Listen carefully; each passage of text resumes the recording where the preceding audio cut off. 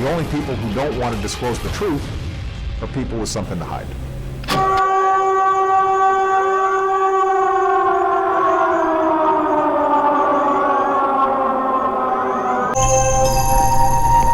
This is late-breaking news from Eyewitness News 5. Good afternoon, I'm Rachel Calderon. Texas authorities say they have found Oklahoma fugitive Charles Dyer. He was found in the Houston area, was taken into custody. He is wanted in Stevens County for missing a court date. He is accused of raping a 6-year-old girl. Let's go live to Houston now for the latest on this investigation and what authorities... Brother of Keepers, my name is Sergeant Charles A. Dyer. Some of you might know me under the call sign of July 4th Patriot. I am an 8-year veteran of the United States Marine Corps in the Iraq War. I am an infantryman with dual honorable discharges and no criminal record. I have taken the oath to support and defend the Constitution of the United States on several occasions. But it wasn't until after 7 years of service that I actually understood what that meant. On April 19, 2009 on Lexington Green, Ma, I took the oath for the first time, knowing full well the weight of taking the oath. I swore on the very battleground that the war for independence started on that I would give my life if need be to ensure that my posterity could enjoy the freedom that God granted them and the founders of this great nation attempted to secure. I stood with hundreds of my brothers and sisters as we gave birth to a fledgling organization known as Oath Keepers. Since that day, I have had the pleasure of watching it grow. I have watched through good times and bad. Even as it has been labeled as a right-wing extremist, seditious, militia organization. Many people are bothered by these allegations, but I find a simple pride in it. Not because there is any truth to these outrageous claims, but because Oath Keepers is seen as enough of a threat to tyranny to spend resources to counter it. Enough so that these lies have been spread on mainstream media by the SPLC and other groups attempting to defame Oath Keepers' true intent and mission. Those who can truly call themselves an Oath Keeper know what that intent and mission is. Those who cannot, may never know and will likely continue to attack what you stand for. You must never give up and you must continue to push forward as brothers in arms in the name of ensuring tyranny never overpowers us on our own soil. The reason for me to write this letter to Oath Keepers is threefold. I wish to tell a little about what has happened to me since I began standing up for the Constitution, to ask my brothers in arms for assistance, and to inform you all that there are things happening behind closed doors that endangers the very fabric of our society and Constitution. I have been fighting my own battles against tyranny for nearly 2 years now. My will to fight is as strong as ever, but my ability to continue is waning as I am now approximately $70,000 in debt. I would have to write a book to explain everything that has transpired, so I will only include the bare minimum that I can to keep the context of events. In February of 2009, I started making videos on the internet, speaking out against the corruption of our government. I was still on active duty, so I was forced to cover my face and conceal my identity. As I moved closer to the end of my contract, I became more and more outspoken. Most of my speeches and videos can be found at http://www.youtube.com/July4Patriot. By the summer of 2009, I had traveled to several states to speak about AK and our duties to defend the Constitution.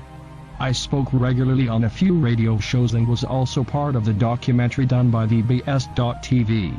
By November 2009, I had caught the attention of someone that apparently saw me as a threat. Because of my current legal litigation, I am forced to be fairly vague from here. I became the target of a sting operation to trick me into unknowingly accepting an illegal item in 2009. 2 months later in January 2010, rape allegations were made against me by my estranged wife and I was arrested. This allowed police to enter my home to search for DNA evidence. The allegations were bogus, so no incriminating DNA evidence was found. However, they did discover a 40mm grenade launcher in my home. This is when I learned how close to our door that the wolf of tyranny really is. By the end of that day, Agents Gene Poole of the FBI had pulled me out of an interrogation room several times, had lied to me about the amount of time I was facing in prison, had threatened to arrest my girlfriend on false charges if I refused to cooperate, and had made it very clear why I had actually been arrested when he laughed at me when he left the room and said, I guess July 4th Patriot won't be making any speeches anytime soon. The FBI also seized a speech that I was working on and the mask I wore in my early videos.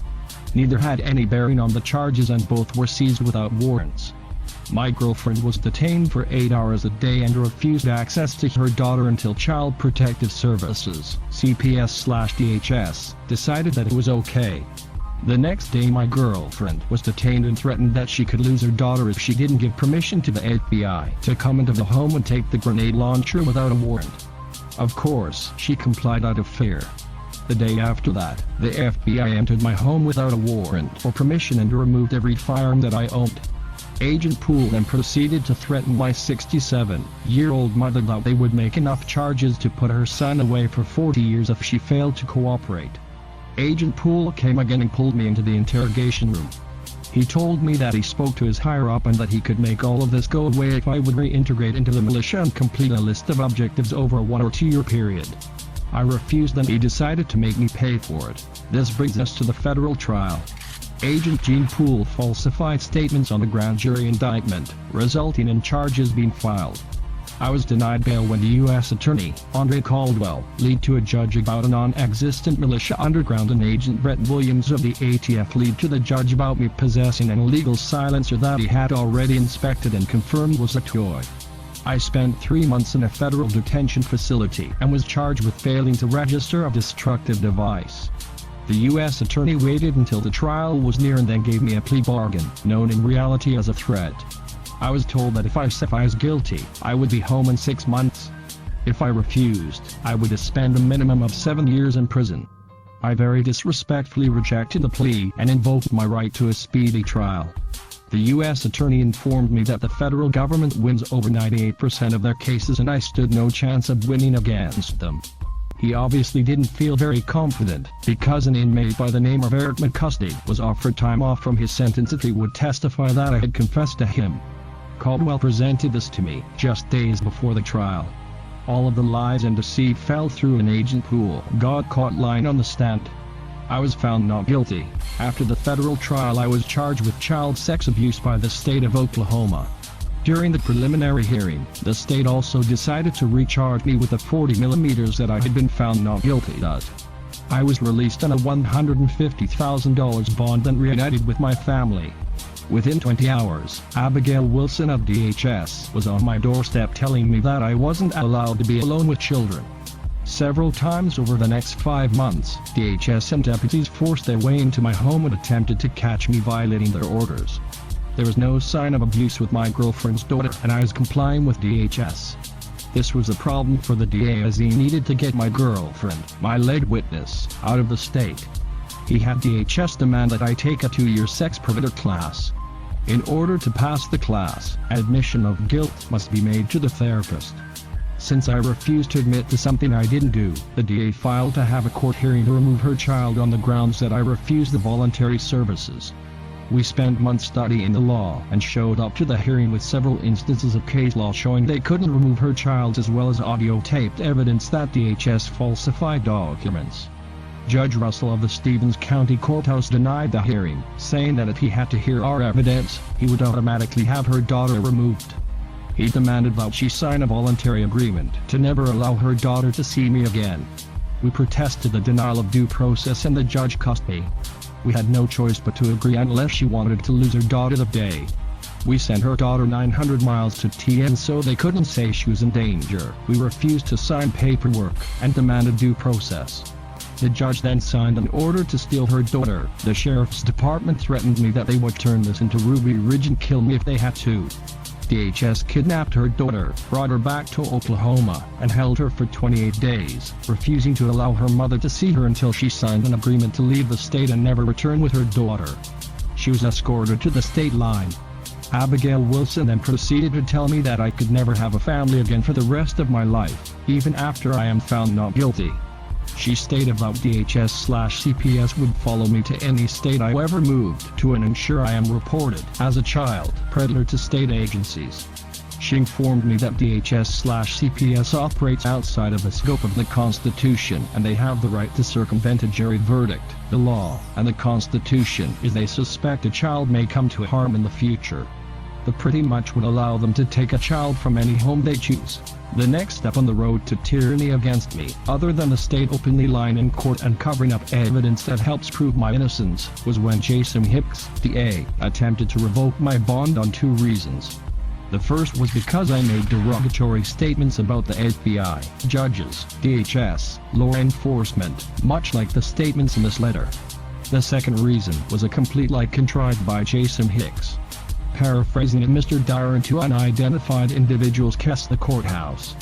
When approached by law enforcement, Mr. Dyer stated that he was looking for his lost dog. The motion then stated that I am a threat to the community because of my actions. The police officer took the stand and was questioned by the judge. He testified that yes, he had seen me. I was completely alone. No officer ever approached me, and I was simply walking on the sidewalk. My attorney then informed the judge that I had an appointment to see my attorney across the street from the courthouse that day. If you think we live in a country that is not losing freedom, think again. Thankfully, the judge had mercy on this poor peasant of the state because he didn't arrest me for walking on a public sidewalk. He only trampled my First Amendment by telling me I would go to jail if I made more videos. I would be jailed for telling what they were doing to me, basically. After completing my next trial, the jury was unable to come up with a verdict and a mistrial was declared. There were 2 undercover male and 2 female FBI agents in my court proceedings, and Agent Ken Western stood outside of the courthouse telling people that I was guilty. He was lying to them about the DNA evidence. We have 2 affidavits proving this, as well as audio proof that Western knew there was no such evidence. 3 days before my next trial, someone burned my house down while I was away. Before I even knew my house had burned, the FBI were investigating it. Once again, they had no jurisdiction or interest in a state problem, but once again, here they were. I had a court hearing where I pleaded for a 1-week continuance because I'd lost everything I owned except the clothes on my back. I didn't even have a suit for trial now. I was denied and ordered to start trial at the beginning of the next business day. At this point, my 1st, 2nd, 4th, 5th, and 8th amendments had been stripped completely. The FBI were violating jurisdiction and falsifying paperwork to arrest me. Someone had tried to burn my house down and possibly kill me. I was a suspect in the arson. I had no possessions left on the face of the planet. The state refuses to ensure I have a fair/unbiased trial, and the court refuses a simple week continuance so I can at least get a new suit. Needless to say, I was pushed to the edge and afraid for my life. I skipped town and missed my trial date. Normally a warrant would be issued and they wait for you to turn up somewhere. This is another instance that should raise questions because a federal warrant was issued and a nationwide manhunt involving 10 law enforcement divisions, including the FBI, began. Within a week, SWAT teams were busting in doors as far east as Florida and running operations in Texas. One of the FBI SWAT teams caught up with me in Texas and surrounded me in a parking lot. They came at me with rifles drawn, and I know they would have no problem with killing me and making it look like I provoked them, so I ran and evaded them for 5 days until the guy that burned my house down was arrested and I was able to find local law enforcement to surrender to. So now here I sit waiting for a show trial, where the prosecution is allowed to hide evidence, lie, and mislead the jury while I have my hands tied, and I am not even allowed to introduce evidence to clear my name without it being twisted or denied altogether. The most tragic part of my story is that I'm not alone. I wish I were. This is happening to American citizens on a daily basis. If you think you can't be stomped out for speaking the truth, please look into my situation to see that you're sadly mistaken. It's crucial that the American people wake up and realize that tyranny rears its head in many forms. My life has been completely destroyed by the tyranny of injustice from our legal system and rogue government officials. My God-given rights have been stripped by a government that uses the color of law to do anything they wish. This letter doesn't even present half of what they have done to my family, and might would take a book to bring it all to light. Charles de Montesquieu said, "There's no crueler tyranny than that which is perpetuated under the shielded law and in the name of justice."